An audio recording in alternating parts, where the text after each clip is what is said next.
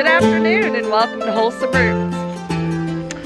Well, they say that things come as blessings in surprise, or blessings in disguise. Whatever you want to call it. Anyway, so Ryan, being recently unemployed again, is kind of helping me out because we are having an early frost and we need to get all of these summer vegetables out of the garden harvested properly, and that means I need a big man with a big axe. And it doesn't hurt to have a Batman to help. Yeah, I'm Batman. Or a monarch butterfly to come and visit just as you head out to the garden. There she is. I believe she. From here it looks like a female. I've only seen 2 others this year, so this is special. My special monarchs. This is the fall migration, so they're headed south.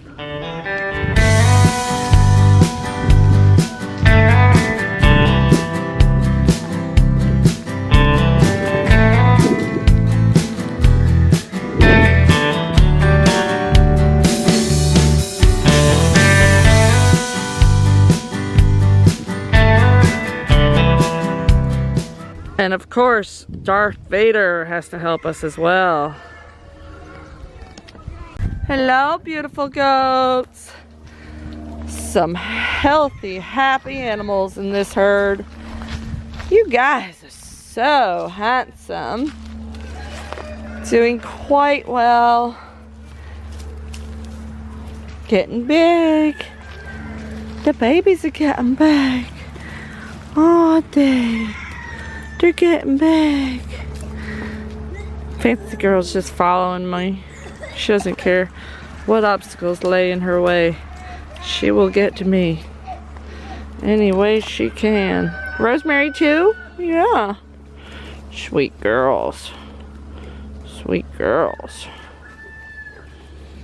Yeah. The babies have knocked their little buds off. Their little scabs have come off, and it doesn't look like there's any horns regrowing or attempting to regrow, so I think we got it good the first time, which is a relief because I did it kind of late.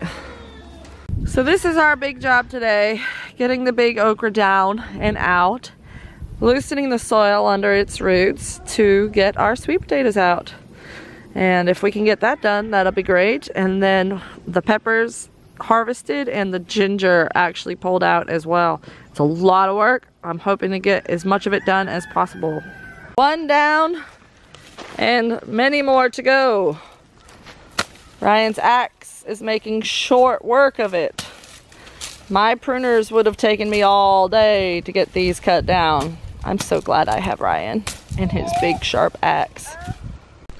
All right, guys, you getting lots of peppers? Oh my goodness, you got a ton. Liam, did you pick some of those? Yeah?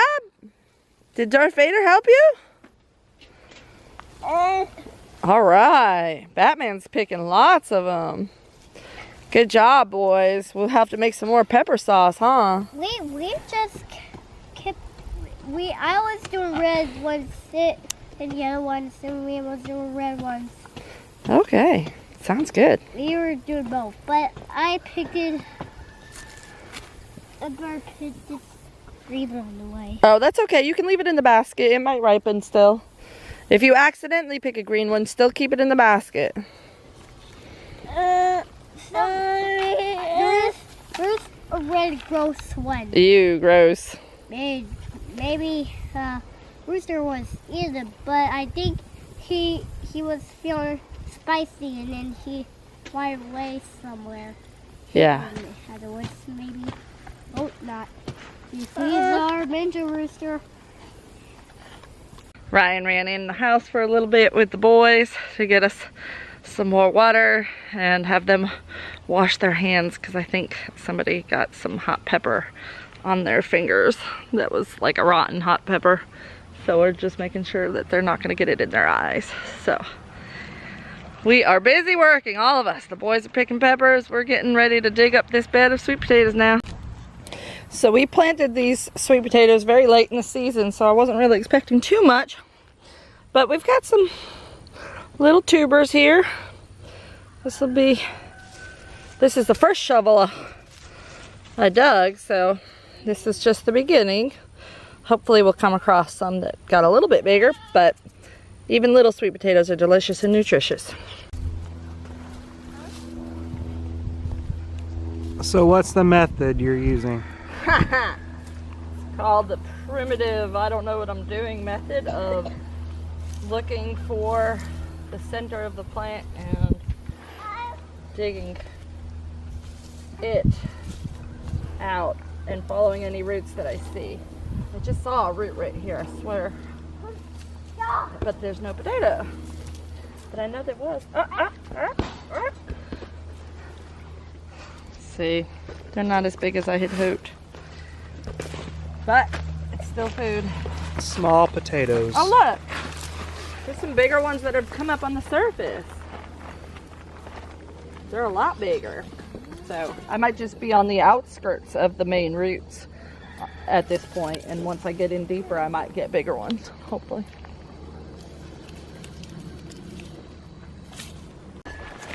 There we go. That's more like it. That's what I was hoping for. That's a decent size. If they were all itty bitty, I was gonna quit on you.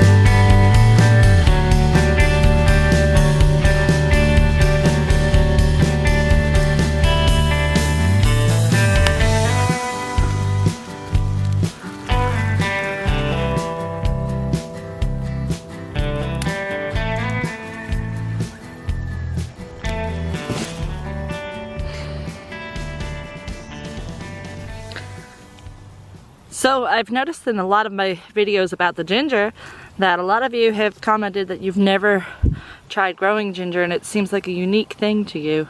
Well, here in the South we're able to do it pretty easily, and this right here is something a lot of you probably have never seen. I've only seen it in person myself once before, except for in tropical conservatories, and that is about to be a ginger bloom, but because it's going to freeze we don't get to see it open all the way. But it would have been, which does indicate that these plants are mature, so this is a good time to harvest them. Alright, if anybody is wondering about how much yield you get from ginger, if you watched our planting video you will know that this part is what I planted. You see there's a broken off spot there and there. That's the only place. That was attached to this entire piece of ginger. Look how much independent, look how much ginger one little ginger piece produced. It at least quadrupled, at least, in a short period of time at that, because we didn't plant them as early as I wanted to. I just planted when the ginger was on sale at the grocery store. These pieces that I planted are the hard skin ginger, so they have a longer shelf life than the young ginger will have. This young ginger has no outer skin. You see how it's clear? So it won't have a long shelf life. It will have to be preserved by dehydration or freezing or into beverages of my choice, like ginger beer, ginger ale, ginger wine. Who knows? Possibilities are endless.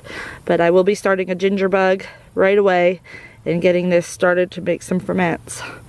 This, I am tempted to say, I could probably put this in the back of the fridge and forget about it. And maybe in the spring it would still be hydrated enough to plant again. Who knows? Or I could just eat it. It is organic, fresh ginger. Well, this one's not fresh, but it's fresh out of the ground. It's been in the ground this whole time. Good grief, guys. What am I gonna do with all this fresh ginger? It is so much. I have only done this little section, and there's no possible way I can pick up this bin. I'm gonna have to get the wheelbarrow and have Ryan help me, and I guess all of these tops are just gonna be wasted. The tops of the ginger plant can be used as flavoring, like teas and stuff, but that is entirely too much tea. It can be added to soup broth if you want to add flavor, stuff like that, but goodness, I don't have anywhere I could store that much leaf tops. Never mind would I ever use that much. Boy, howdy. I'm almost wondering if I should leave the rest in the ground during the frost and see what happens, because the frost won't get down to the root. Because I am wore out just from that little bit I did. You know what they say, whoever they are, you should grow what grows well for your market garden. You should grow what you're able to grow easily, but you should also grow what has a good market value. Well, I'll tell you what, I can grow some ginger and I can grow some asparagus, and both of those have very high market value and in a severe demand in the organic world. For fresh local asparagus and ginger is like, yeah, that's definitely. So I'm looking at this as a true bonus blessing to help me know what direction to take next year. Because if I grow even more ginger and turmeric as well, turmeric grows exactly the same, so it'll do just as well, and see what my asparagus does in the spring. Get some garlic planted here this fall, and possibly get some mushrooms started. We could have a good little niche market here, or however you prefer to pronounce that word. Niche. I've heard it all the different ways, and I don't really care how you pronounce it, so it's no big deal. Anywho, it's a lot of ginger. What am I gonna do? Eat it. Lots of ginger.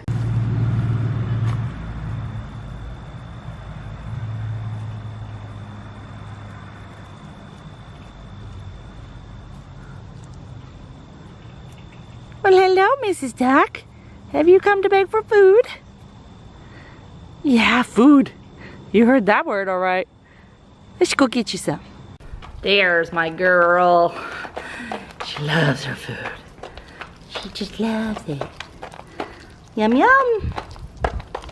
Eat up, Mrs. Duck. This right here is our next project. We gotta get these in the ground. Hopefully they're still alive. Feels like some of them are pretty good still. These are horseradish root. So hopefully we're gonna get horseradish finally established here. It's funny because people tell me that horseradish is like invasive and so easy to grow. All you do is plant it and it takes over. But I've planted it twice now and had it fail. It didn't take over at all. It didn't even live. But both times I was using a clump of root from up north from my mom's garden, and I think that might be part of the reason is the climatic change. This batch is from a local source. It was dug up a couple of weeks ago and it was in a feed bag, so I just took it out of the feed bag to make sure it wasn't rotting, and it still looks good. A couple of the pieces are actually drier than I would like, but I think that those roots should take at least some of them, and we will get horseradish established. So I'm thinking down there at the end of this bed I'll put the horseradish in. That way if it does take off, it can take off that way and not into my beds, and I'll just cut it from this end. Every time I harvest some, I'll cut it on this end, and this will be the beginning of another section of a permaculture perennial type area. And as we work our way through the garden, we may end up with more perennials as our main thing, or longer growing season items that are more specialty items like garlic and ginger. All right, guys, you think I can do this?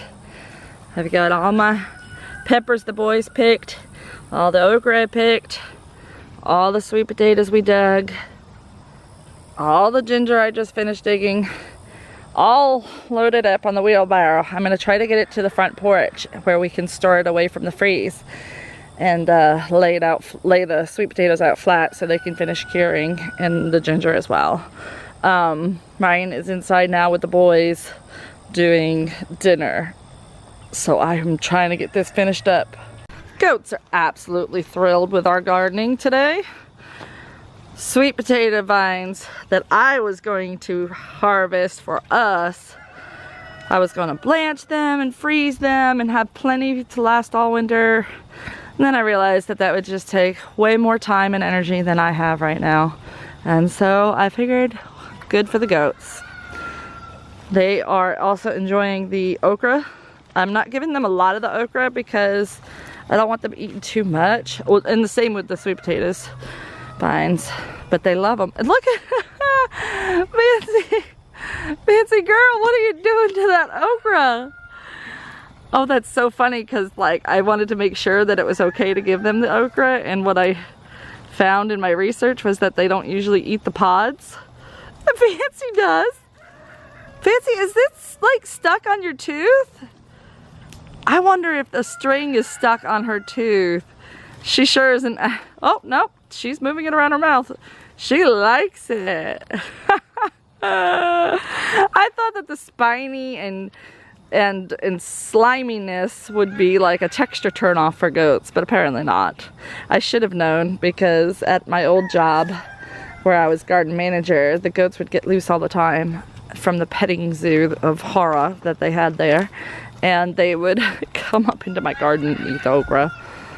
So it shouldn't be a surprise. The goats like okra. Yes. Fancy girl, you're such a weird goat. I love you. You see why she's my favorite, right? She has more personality than any human I've ever known. Oh, I love my goats. They are all so happy. They were just lounging around, sleeping here just a minute ago until I threw this food in.